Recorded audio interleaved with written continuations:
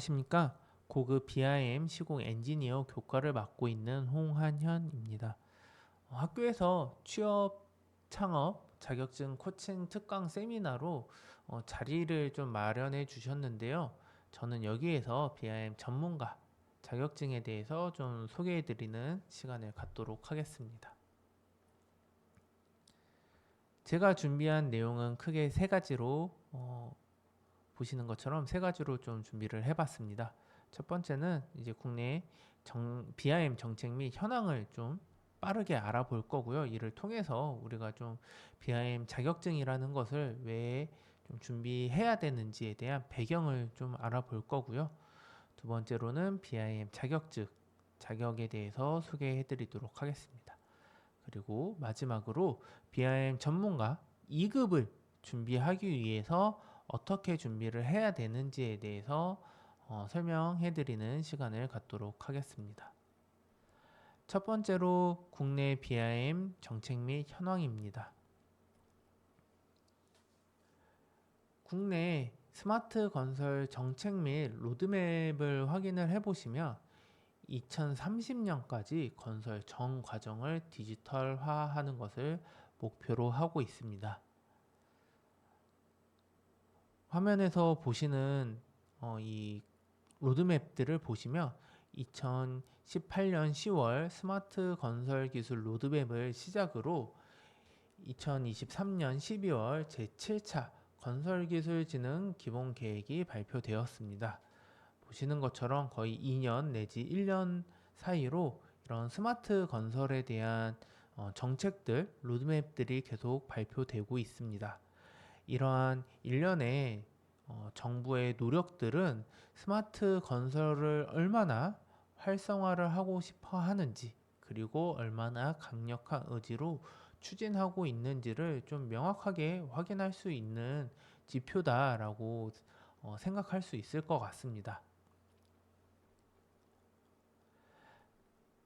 앞서 보셨던 이 활성화, 스마트 건설 활성화를 위해서 정부는 노력 중에 있는데, 그런 이 스마트 건설이라는 좀 포괄적인 개념 속에서 어떤 기술들이 있고 그 기술들을 증명하기 위해서 자격이 필요하겠죠.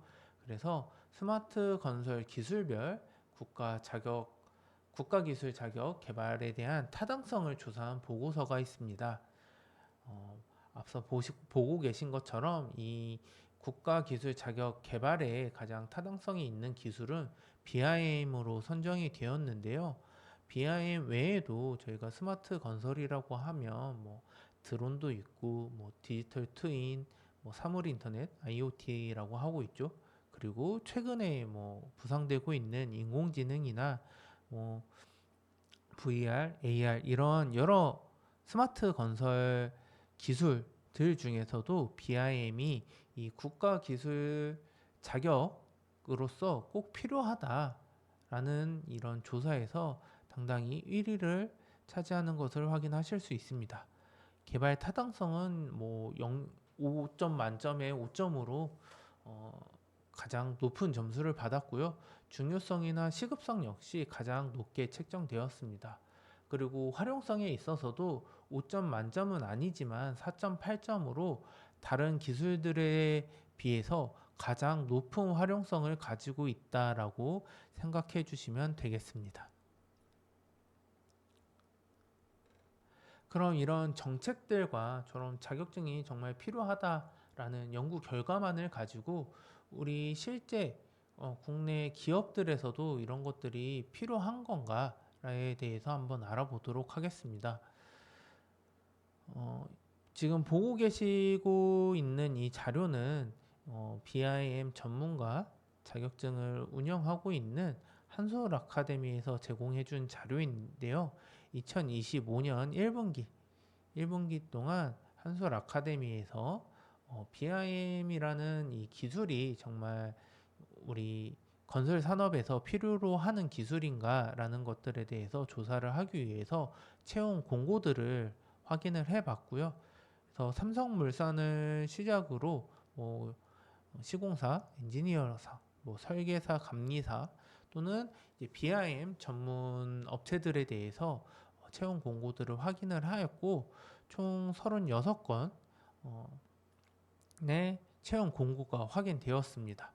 어, 요즘 저희 건설 시장이 많이 어렵지 않습니까? 그런데도 저희 2025년 1분기 기준으로 굉장히 많은 이런 자격증뿐만 아니라 활용 능력에 대해서 BIM 활용 역량이 있는 그런 직원들을 채용하는 것들이 실질적으로 저희 시장에서도 확인되는 것들을 확인하실 수가 있겠습니다. 다음으로 그럼 BIM 전문가 자격증에 대해서 소개해 드리도록 하겠습니다. BIM 전문가 자격증은 한국 BIM 학회와 한솔 아카데미가 공동으로 주관하는 자격이고요. 이 자격증은 이제 국토교통부나 조달청 이런 공공기관에서 BIM 도입 확산 추세에 맞춰서 실제 실무에서 BIM을 활용할 수 있는지 그런 것들을 검증하고 실무자들을 양성하고자 이런 것들에 맞춰서 개발된 전문 자격증이라고 생각해 주시면 되겠습니다. 그래서 현재 인천공항이나 도로공사 등 주요 발주처는 물론 저희 세종사이버대학교를 포함한 여러 다른 교육기관들과도 협력 관계를 계속 구축하고 발전시켜 가면서 그 공신력을 계속 인정받고 확대해 나가고 있는 자격증이다라고 생각해 주시면 좋겠습니다. 그럼 이 자격증에 대해서 좀 더 알아보도록 하겠습니다. BIM 학회에서는 이 자격증을 위해서 좀 자격위원회를 최근에 신설했습니다. 앞서서 저희 국가기술 자격 개발에 대한 타당 조사를 했을 때 BIM이 1위를 했었던 것처럼 현재 BIM 자격증에 대해서 굉장히 좀 시급하게 국가 자격증으로 전환이 필요하다라는 것들은 국가도 그리고 시장에서도 많이 인지를 하고 있습니다. 그래서 한국 BIM 학회는 국가 공인을 받기 위해서 현재 BIM 전문가라는 자격증을 국가 공인 자격증으로 전환하기 위한 위원회를 구성해서 운영 중에 있습니다. 그리고 최근 12년간 이제 BIM 전문가 시험 통계를 보시면 14년부터 BIM 전문가 자격증이 시작이 되었는데요.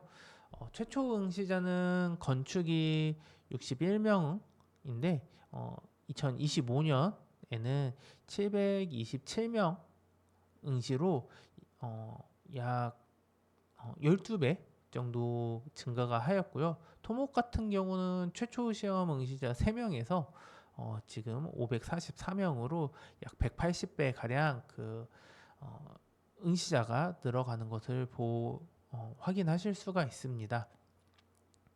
그리고 누적 합격률 같은 경우도 건축 같은 경우는 약 44%, 토목 같은 경우는 48%로 충분히 이 자격을 취득하기 위해서 좀 충분한 노력을 좀 해주신다면 그렇게 막 난이도가 높은 자격은 아니다. 충분히 도전해 볼 만한 자격이면서 또 저희 기업에서도 현재 많이 요구를 하고 있고 더더욱 지금 국가공인 자격증으로 전환을 노력하고 있는 자격증이다라고 생각해 주시면 되겠습니다. 다음으로는 응시 자격입니다. 앞서 말씀드린 것처럼 이 BIM 전문가 자격은 국가공인 자격으로 전환을 좀 고려 중인 그런 자격증입니다. 그래서 조금 더 찾아보시면 상급이 있는 걸 확인하실 수가 있을 텐데요. 하지만 3급은 아직 시행이 되지 않고 있어서 제가 3급은 준비하진 않았고요. 이 1급, 2급, 3급은 저희가 국가기술 자격증 보시면 기능사와 산업기사, 기사 이런 식으로 올라가지 않습니까? 그래서 한 2급을 산업기사 정도로 생각해 주시면 될 거고요. 그리고 1급을 기사 정도라고 생각해 주시면 되겠습니다. 그래서 저희가 오늘 알아볼 이 2급 같은 경우는 4년제 이상의 대학 관련 학과 및 졸업 예정자들이 응시할 수 있고요.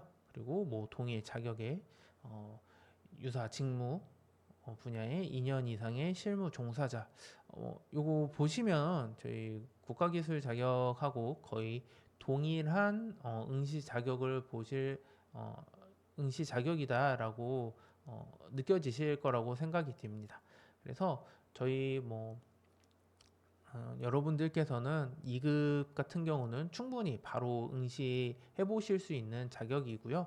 1급 같은 경우도 2급을 취득하고 2년 이상 실무를 하시면 바로 취득하실 수가 있고요.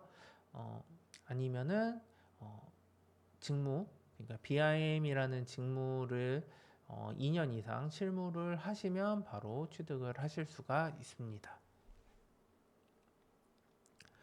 다음으로는 이제 전문 자격 시험에 대해서 어떤 내용들을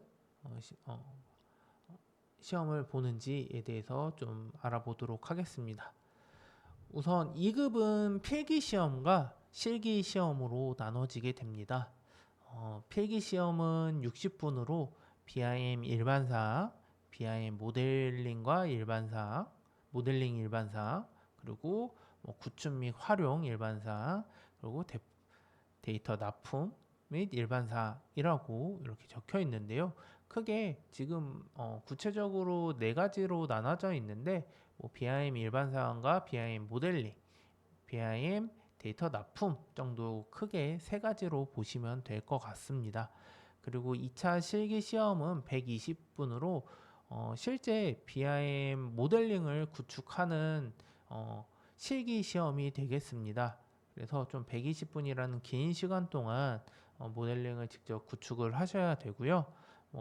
1급 같은 경우는 필기 시험 그리고 면접 시험으로 나눠지게 됩니다. 필기 시험 같은 경우는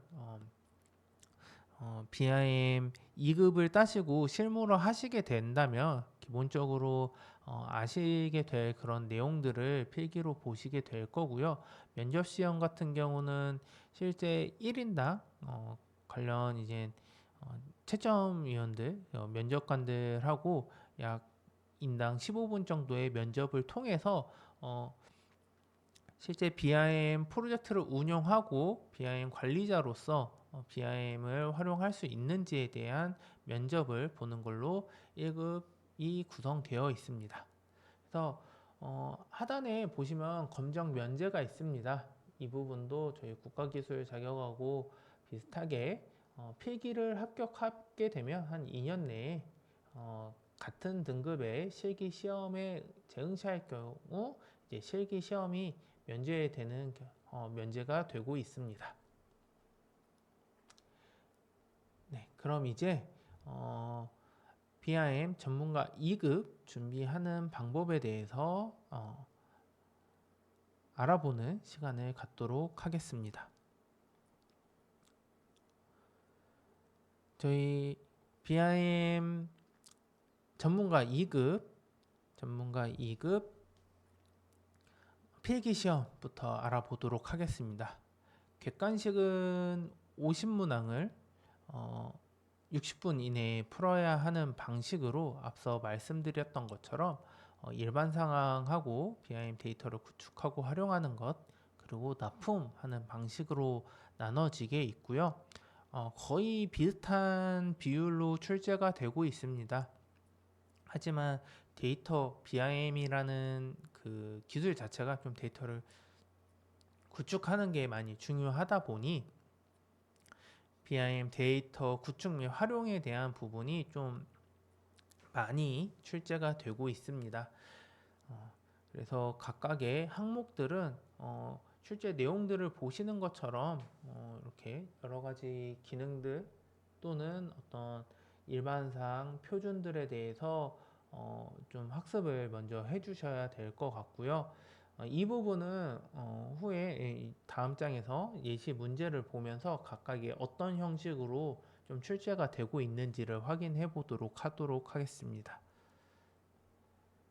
네, 그럼 일반상 예시 문제부터 보도록 하겠습니다. 보시는 것처럼 첫 번째 예시 문제 먼저 보도록 하겠습니다. BIM 객체와 3D 모델의 차이점은 무엇인가? 저희 이 파란색으로 표현한 것들을 이제 정답이라고 생각해 주시면 되겠는데요. BIM 모델은 이제 저희가 속성 정보가 좀 들어가는 게 특징이죠. BIM, Building Information Modeling이기 때문에 인포메이션, 속성 정보가 굉장히 중요시 들어간다. 그래서 이 일반적인 저희가 뭐 스케치업, 뭐 요즘에는 스케치업 같은 경우도 속성 정보를 넣을 수 있지만 기본적으로 BIM이라는 다른 활용 툴에서는 속성 정보를 기본적으로 필수적으로 넣어야 하게 만들어주고 있고요. 스케치업이라도 이런 속성 정보를 잘 넣어서 활용을 한다면 그건 역시 BIM 모델이다 라고 알아주시면 되겠습니다. 예시 문제 두 번째 걸 한번 보도록 하겠습니다. ISO 19650의 내용으로 바르지 않은 것은 ISO 19650은 국제 표준 BIM 표준입니다. 여기서 ISO 19650은 영국에서 처음 이제 작성됐던 것들을 국제 표준으로 국제화한 것들인데요. 지금 이 문제에서 보신 것처럼 단순히 저희 국내 기준이나 어떤 국내 BIM 정책뿐만 아니라 좀 세계적인, 전 세계적인 그런 기준들에 대해서도 좀 더 확인을 해 주시고 좀 이런 것들을 숙지해 주시는 것이 좋다라고 말씀드리고 싶습니다. 다음으로는 데이터 구축 및 활용에 대한 예시 문제입니다. 예시 문제 1번을 보시게 되면요. 다음은 레빗에서 벽에 대한 설명이다. 옳지 않은 것은 이라고 되어 있는데요. 보시는 것처럼 특정 소프트웨어에 대해서 좀 국한돼서 출제가 되기도 합니다. 저희가 BIM 소프트웨어라는 것이 조금 어떻게 보면 굉장히 많을 수도 있고 적을 수도 있는데 앞서 말씀드린 것처럼 스케치업이라는 소프트웨어 자체도 저희가 정보를 어떻게 입력하고 활용하느냐에 따라서 BIM 모델을 만들 수는 있지만 저희 국내 정책이나 아니면 국내 시장의 현황, 세계적인 현황들을 봤을 때 BIM 모델링 툴이라는 그런 툴들이 좀 국한되어져 있고요. 그래서 그런 툴들을 활용해서 데이터를 어떻게 작성해야 되는지에 대해서 좀 물어보고 있습니다. 그래서 후단에 실습 단계에서도 이제 레빗이라는 소프트웨어를 사용을 하게 될 텐데요. 이 레빗이라는 소프트웨어에 대해서 좀 많이 숙지해 주시면 좋을 것 같습니다. 그래서 이 레빗에서의 벽에 대한 설명이라고는 되어 있지만 저희가 자세히 생각해 보면 BIM이라는 모델링 방식을 생각해 보면 충분히 풀어보실 수가 있습니다. 상당 구속 조건이 없으면 벽이 생성되지 않는다. 저희 벽이라는 것들은 물론 상당 어디에 구속이 된다라는 거죠. 저희가 벽이라는 것 같은 경우는 바닥에 붙어서 위로 높이를 가지게 되는 객체게 되는데요. 저희가 레벨이나 어떤 특정 바닥에는 벽이 붙어 있지만 저희가 상단의 높이는 표현될 수 있지만 어떤 상단에 대한 구속 조건, 이 상단이 꼭 어디에 붙어 있어야 된다 이런 조건들은 없어도 저희가 실제로 벽을 만들 때도 벽을 만들어낼 수 있지 않습니까? 그런 것처럼 좀 레빗에 대한 기능적인 설명이기도 하지만 내가 이 툴을 조금 잘 모른다 하더라도 각각 건축에 대한 객체에 대해서 좀 자세히 생각해 보면 이런 문제들은 충분히 풀어보실 수 있을 거라고 생각이 들고요. 예시 문제 두 번째 같은 경우도 이제 나빅스웍스에서 세트 창에 대한 설명으로 옳지 않은 것은 이라고 나와 있는데요. 이 부분도 나빅스웍스 같은 경우도 이제 실제 실습 문제에서도 저희가 활용해야 되는 툴로 이것도 어, 어, 활용에 대해서 좀 숙지를 해주시면 좋겠고요.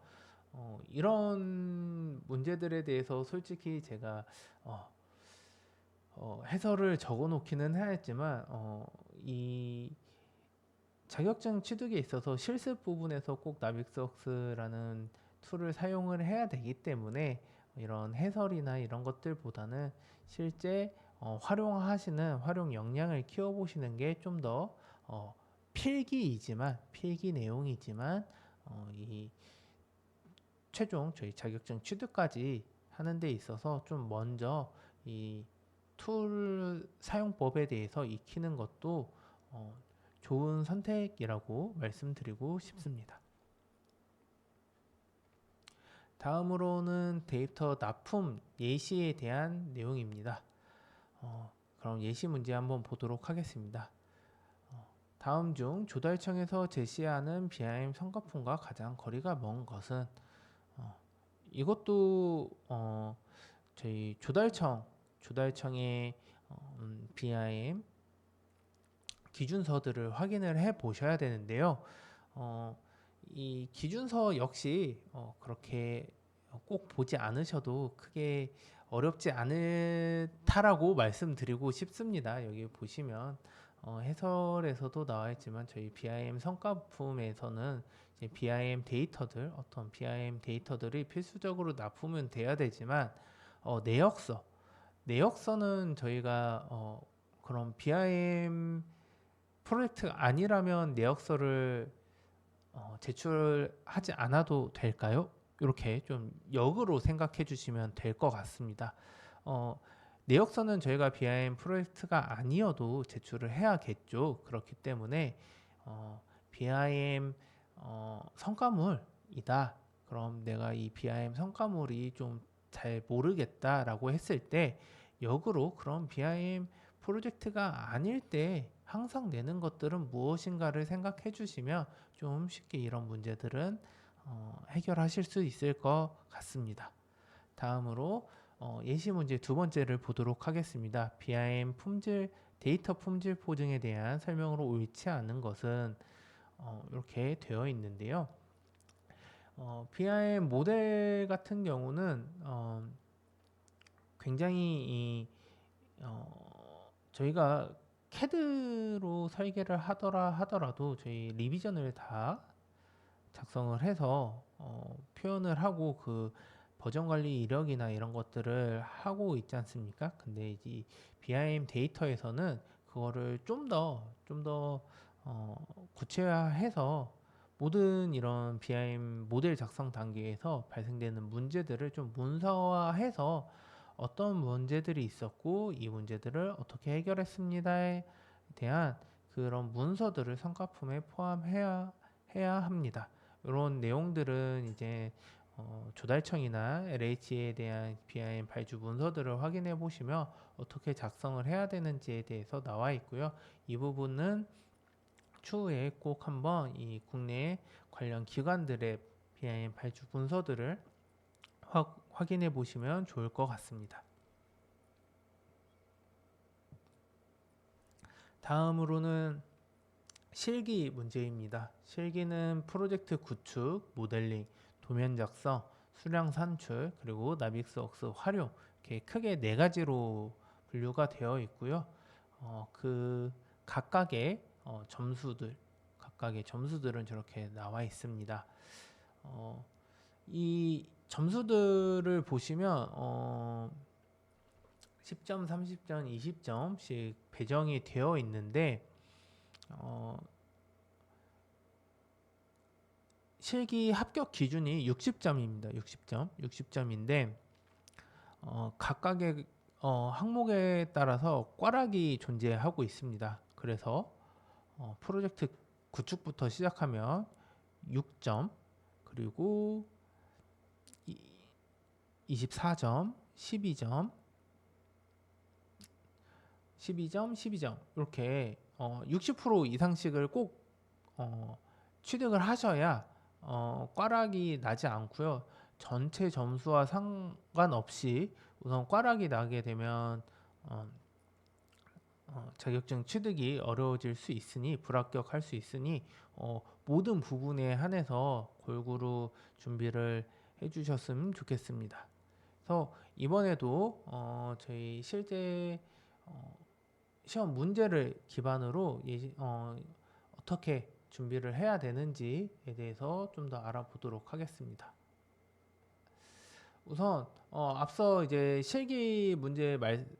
필기 문제 말씀드리면서도 좀 말씀드렸는데, 우선 기본적으로 실기를 보시기 위해서는 활용 소프트웨어가 이제 오토데스크의 레빗이라는 제품 2023 버전의 한글 버전의 제품을 사용을 하게 되고요.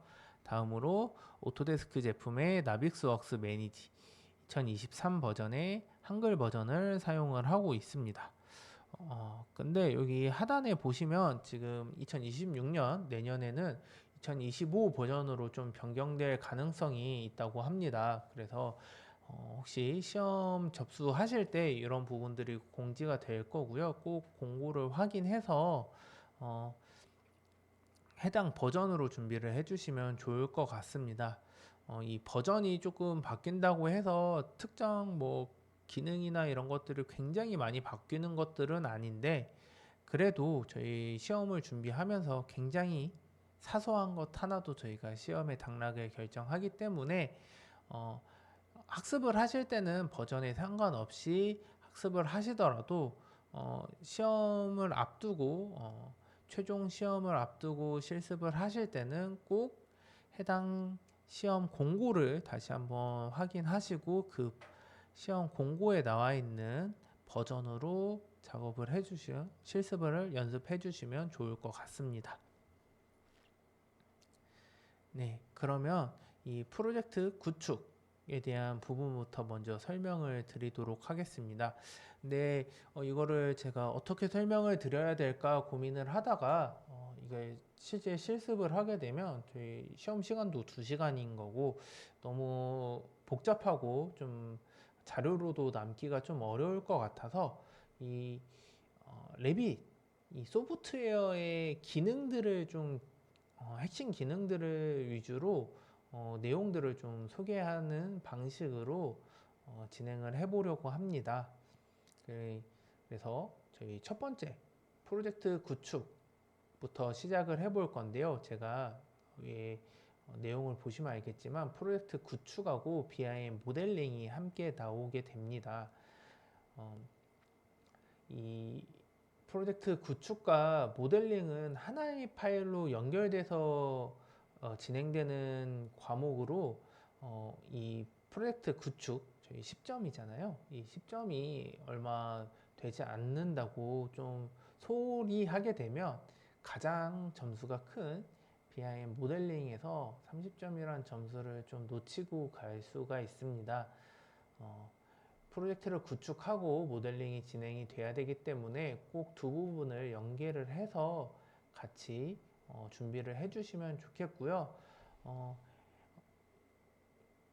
지금 제가 이렇게 소개해드리는 이 기능들과 내용들은 뭐 전체적인 내용이라기보다는 시험을 보시면서 준비하시는 분들이 어려워하고 좀 점수가 많이 나오지 않는 부분들을 중점으로 소개를 해드리고 있습니다.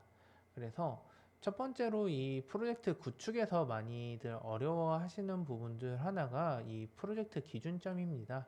프로젝트 기준점을 이렇게 활성화시켜서 CAD를 저희 CAD 같은 경우도 실제 샘플 CAD를 제공을 하고 있기 때문에 CAD 가져오기 기능을 통해서 BIM 모델에 CAD를 넣는 방식, CAD의 위치를 움직일 수 있는 방법들에 대해서 학습을 해보시고, 그리고 모델 카테고리 저희 수업을 들으신 분은 아시겠지만 이 모델 카테고리라는 부분 저희 레빗에서 단축키로 VV를 누르게 되면 이렇게 모델 카테고리별로 가시성을 조절하실 수가 있는데요. 이 카테고리에서 대지의 프로젝트 기준점을 꼭 켜서 이 CAD의 위치와 프로젝트 기준점을 맞추는 이런 연습들을 좀 해주시면 좋을 것 같습니다. 다음으로는 이 CAD 배치가 완료가 되면 이 CAD 배치에 맞춰서 그리드와 레벨을 만들어주는 작업들을 해주시면 되겠습니다. 이 그리드와 레벨은 레빗 건축 탭에 오른쪽 끝에 보시면 레벨하고 그리드라는 기능이 있습니다. 이 기능들을 통해서 배치된 CAD에 맞춰서 그리드와 레벨을 만들어 주시면 되겠고요. 그리드는 CAD가 주어지게 되고 있고요. 레벨은 지문에서 확인을 하셔서 지문에 맞게 각각의 레벨을 만들어 주시면 되겠습니다. 그럼 여기까지가 이제 프로젝트 구축의 내용이 되겠고요. 다음으로는 BIM 모델링에 대한 내용 말씀드리도록 하겠습니다. 앞서 구축한 프로젝트 환경을 통해서 이제 직접 모델링을 진행을 해 주셔야 합니다. 시험 문제는 주로 건축이나 구조에 대한 모델링을 요구를 하고 있고요. 건축 모델링이 진행이 된다면 구조 모델링을 샘플로 하나 주게 되고요. 구조 모델링을 진행을 하게 된다면 건축 모델링을 이제 샘플 모델로 주어지게 됩니다.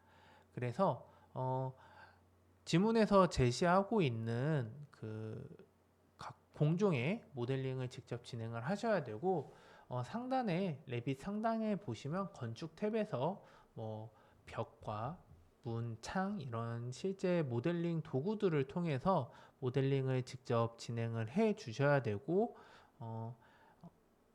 삽입 탭에 가셔서 오른쪽 이미지를 보시면 삽입 탭에 레빗 링크라는 기능을 통해서 제공되어 있는 다른 공종의 파일을 링크 시켜 주셔야 됩니다. 그래서 앞서서 제가 그 프로젝트 기준점에 대해서 말씀을 드렸는데요. 프로젝트 기준점을 명확히 하지 않고 파일을 링크를 하게 되면 이제 서로 위치가 달라지겠죠. 그렇기 때문에 이 프로젝트 기준점을 꼭 정확히 잡아 주셔야 되고요. 그 기준에 맞게 직접 모델링이 되어야 합니다. 그래서 프로젝트 구축과 BIM 모델링은 서로 연관이 되어 있는 그런 과목이기 때문에 꼭 두 과목을 연계해서 실제 모델링과 모델링 링크에 대한 부분들을 실습 준비하실 때 많이 연습을 해보시면 좋을 것 같습니다. 다음으로는 도면 작성입니다. 도면 작성 같은 경우는 앞서 그 직접 모델링 했던 모델이 아닌 샘플 모델링을 제공을 하고 있습니다. 저희가 BIM 모델링도 중요하긴 하지만 모델링이 전부는 아닌 거지 않습니까? 그래서 모델링이 좀 실패를 했다 하더라도 저희 도면 작성에서는 저희가 샘플 모델을 제공을 하고 있기 때문에 이 샘플 모델을 가지고 도면을 작성해 주시면 되겠습니다. 그래서 모델링에서 좀 점수가 안 나온 것 같다라고 포기하지 마시고 도면 작성에서도 따로 작업을 해주시면 점수를 얻으실 수가 있습니다. 그래서 앞서 모델링과 다르게 기존에 이제 샘플 모델링을 제공을 하고 있고 그리고 샘플 도면 이미지도 제공이 되고 있습니다. 그래서 샘플 이미지, 도면 이미지에 와 동일하게 도서를 만드는 것이 핵심이고요. 그래서 지금 앞서 보시고 계시는 이 레빗의 기능들, 우선 주석 탭에 정렬과 선형을 통한 치수들을 작성하실 수 있어야 되고요. 그리고 단면도 아니면 평면도, 인면도 기능들을 통해서 샘플 도서로 제공되는 이미지와 동일한 뷰를 생성하실 수가 있어야 됩니다. 그리고 다음으로 좀 이 부분들에 대해서, 이 태그에 대해서 익숙치 않으신 분들이 있으실 거라고 생각이 듭니다. CAD 작업에 익숙하신 분들은 저희가 선을 그려서 텍스트를 써서 어떤 재료 표현이나 태그들을 작성을 하지만 BIM 모델에서는 객체가 가지고 있는 정보를 추출을 해서 도서를 만들기 때문에 이 태그 기능들을 하나씩 사용을 해 보시고 그 태그들이 어떻게 작동하는지 꼭 숙지해 주시면 좋을 것 같습니다. 그리고 좀 CAD와 또 BIM이 조금 다른 점이 이 시트라는 개념이 있습니다. 솔직히 CAD에서도 저희 레이아웃 기능이 있죠. CAD 모델 뷰에서 만든 다음에 저희 배치 뷰, 뭐 레이아웃 뷰라고도 많이들 얘기를 하는데, 레이아웃 뷰에서 원래 도서를 작업을 해야 되는데 국내에서는 좀 모델 뷰에서 모든 작업들이 이루어지고 있습니다. 하지만 BIM에서는 이 시트라는 기능을 통해서 도서를 작성을 해야 되고요. 그래서 이 프로젝트 탐색기 시트 메뉴에서 오른쪽을 클릭하시면 새 시트라는 명령어가 나오게 되고, 이 새 시트를 꼭 만들어서 뷰에 배치를 해서 시트에 배치를 해서 도면을 작성해 주시는 연습을 해 주시면 좋겠습니다. 그리고 이 도면 작성 과정 같은 경우는 샘플 도서가 제공되고 있기 때문에 최대한 샘플 도서에 맞게 작성을 해 주시고, 간단한 주석이나 어떤 내용들도 꼼꼼히 확인해 보시는 걸 추천드립니다. 이 도면 작성 같은 경우는 저희가 설계 시험이나 어떤 설계 능력을 보는 것이 아니라 출제자가 의도한 도서를 만들 수 있는가 없는가에 대한 기능적 검증이기 때문에 최대한 출제자가 제공하고 있는 샘플 도서에 맞게 하시는 것이 높은 점수를 받을 수 있는 방법이다 라고 말씀드리고 싶습니다. 다음으로는 수량 산출입니다. 수량 산출 역시 별도의 수량 산출 모델을 제공을 하고 있고요. 여기서 가장 많이 헷갈리시는 부분이 이제 일람표랑 재료 수량 산출 부분인 것 같습니다. 일람표의 경우는 창호 같은 어떤 문이나 창문 아니면 뭐 의자 같은 이런 객체의 개수나 속성 정보를 산출할 때 사용을 하고 있는 거고요. 재료 수량 산출 같은 경우는 콘크리트의 최적이나 뭐 마감면의 뭐 페인트의 면적 등 이런 재료를 기반으로 한 데이터를 산출해낼 때 사용을 하고 있습니다. 그래서 이 문제를 잘 읽어보시고 어떤 데이터를 요구하는지 출제의 의도를 좀 파악하시는 것이 가장 중요하다라고 생각해 주시면 좋겠고요. 다음으로는 저희가 어떤 객체를 추출을 해낼 때 모든 객체를 다 추출해내지는 않죠. 저희가 원하는 객체들만 추출할 수 있도록 일람표 특성에서 어떤 특정 객체들을 포함을 할 건지 아니면 포함시키지 않을 건지, 아니면 어떤 특정 문자만 표현을 할 건지 같은 이런 필터 기능들에 대해서 좀 많이 숙지를 잘 해주시면 좋을 것 같습니다. 다음으로 이제 그룹과 정렬화입니다. 저희가 엑셀을 사용을 할 때도 저희 일람표 만들 때 엑셀 많이 사용하시잖아요. 근데 거기서도 저희가 어떤 순서대로 데이터들을 정리를 할지, 뭐 아니면 어떤 그룹화를 할지, 뭐 예를 들어서 콘크리트는 콘크리트로 모을 건지 아니면은 뭐 레벨별로 정리를 할 건지, 이런 식으로 정렬과 그룹화를 저희가 엑셀에서도 했듯이 이 BIM 모델에서도 각 일람표가 어떻게 나와야 될지, 어떻게 정리를 해야 될지에 대한 그룹 정렬화에 대한 기능들이 있습니다. 그래서 정렬 기준은 어떻게 될 건지, 그룹 기준은 어떻게 될 건지에 대해서 좀 더 이 기능들에 대해서 확인을 해보시면 좋을 것 같고요. 수량 산출의 마지막 이 형식 부분입니다. 저희가 형식도 굉장히 중요하죠.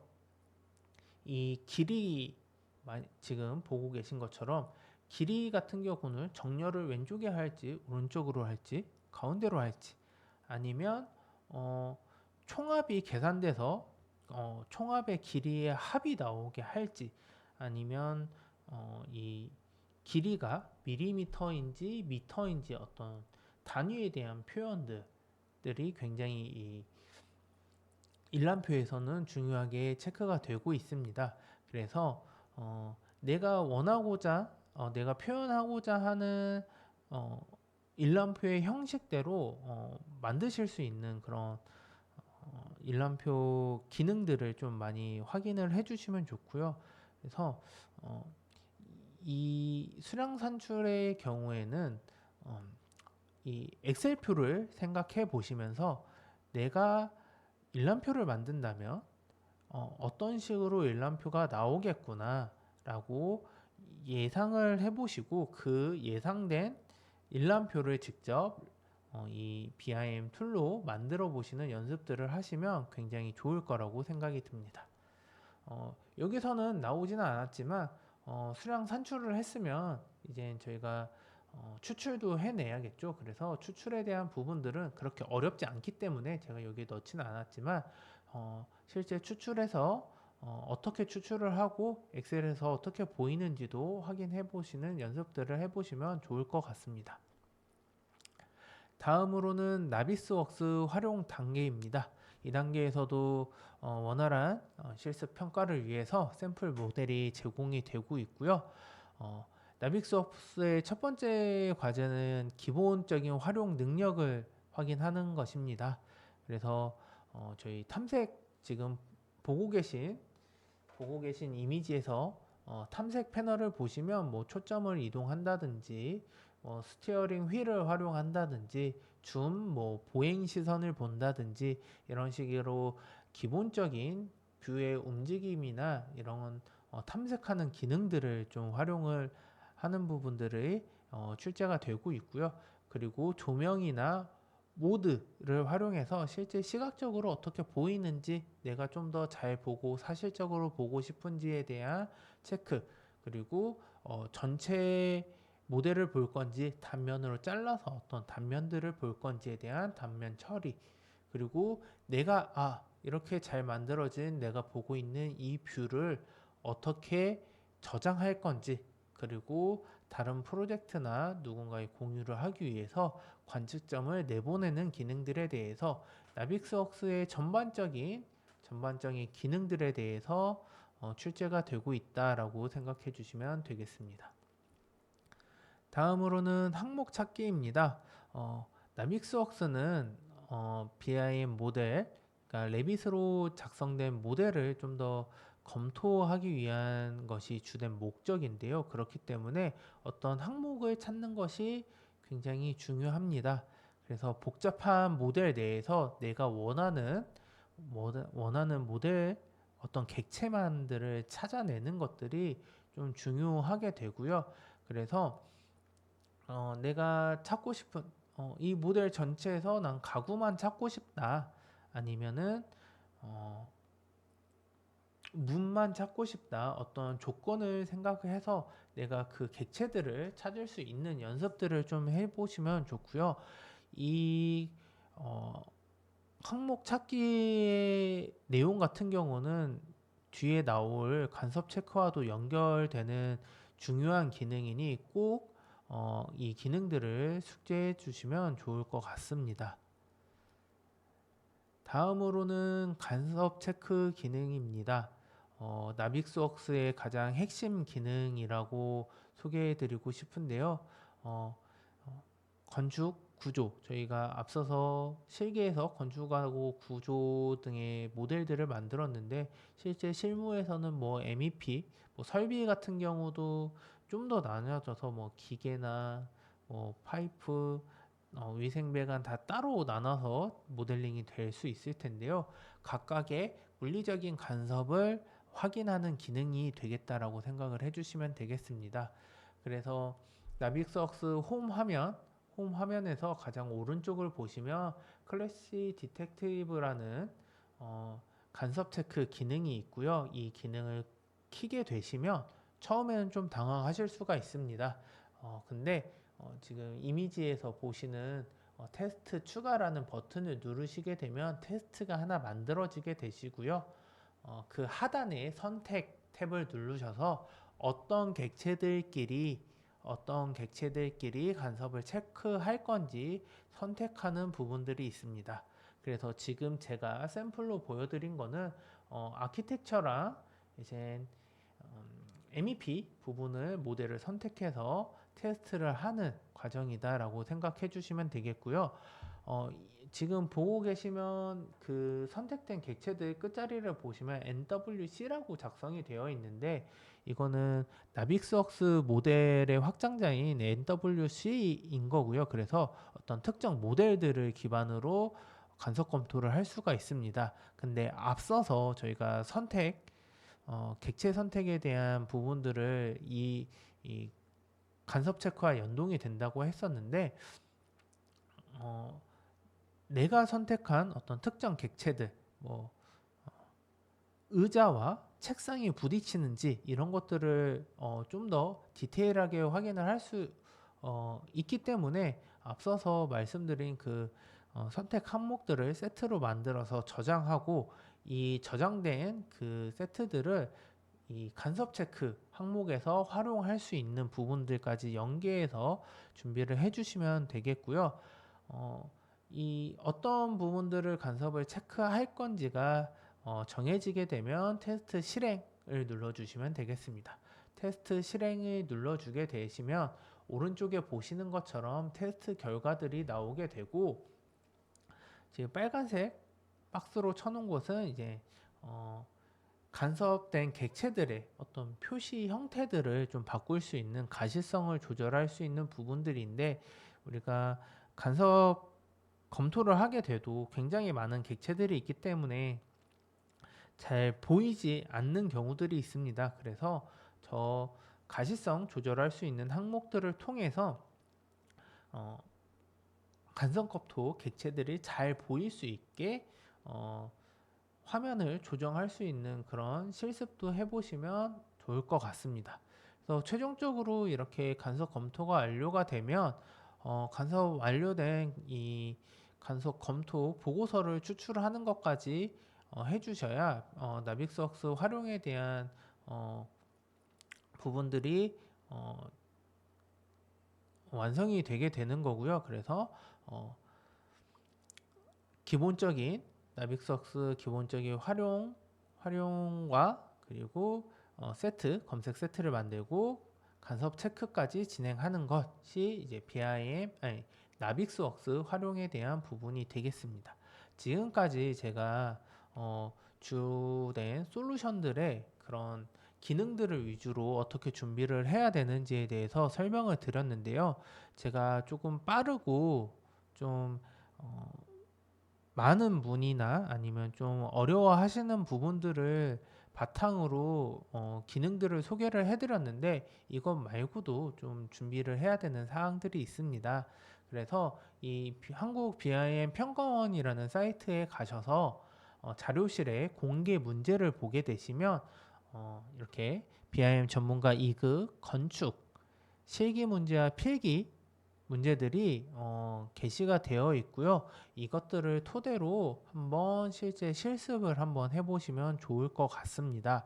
그리고 그 공개 문제 상단에 학습 정보도 있는데 이 학습 정보에 가시면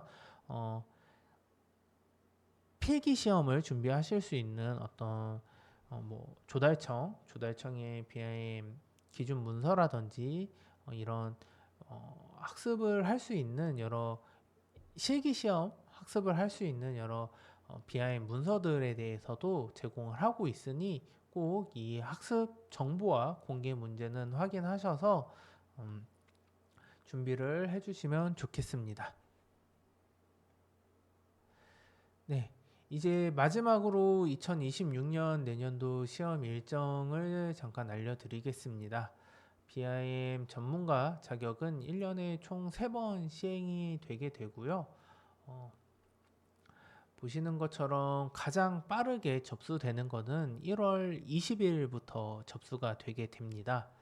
그래서 필기 시험 시행일이 2월 7일이기 때문에 제가 생각했을 때 지금부터 준비를 하게 되면 내년도 초에 바로 준비를 해서 바로 시험 자격을 취득하실 수 있는 좀 여유가 되는 일정이라고 생각이 들고 있습니다. 그래서 이 세미나 통해서 BIM 전문가 자격증에 대해서 좀 관심이 생기신 분들은 지금부터 준비를 하셔도 내년도에 바로 2월에 필기부터 내년 4월에 실기까지 준비하시기에는 약 5달, 4달이 조금 넘는 시간이 있기 때문에 충분히 준비하실 수가 있다. 그래서 한번 도전해 보시면 좋을 것 같습니다. 네. BIM 자체는 이제 단순히 예전처럼 단순한 도구나 어떤 특정 영역이 아니라 저희 국가적으로도 저희 산업적으로도 좀 필수적인 역량으로 자리 잡고 있는 것 같습니다. 그래서 저희 모두 건축 산업에 종사하시는 저희 앞으로 나아갈 꿈나무이자 아니면 저에게도 선배님이 되시는 분들도 많으실 텐데요. 이렇게 BIM이 저희 건설 산업에 많은 영향력을 끼치고 앞으로 건설 산업에 계시다면 꼭 한 번쯤은 만나게 될 영역이라고 생각을 하고 있습니다. 그래서 단순히 나는 2D 설계하고 있는데 나는 BIM하고 아직은 관계없는데 라고 생각하지 마시고 좀 BIM에 대해서 관심 가지고 BIM에 대한 역량도 좀 쌓아간다면 앞으로 여러분들의 굉장히 많은 도움이 될 수 있을 거라고 생각합니다. 그래서 꼭 한번 내년도에는 이 BIM 전문가 자격증을 한번 준비해 보시길 권해드리면서 진심으로 합격하고 성장해 나가시기를 응원하겠습니다. 그럼 지금까지 경청해 주셔서 감사합니다.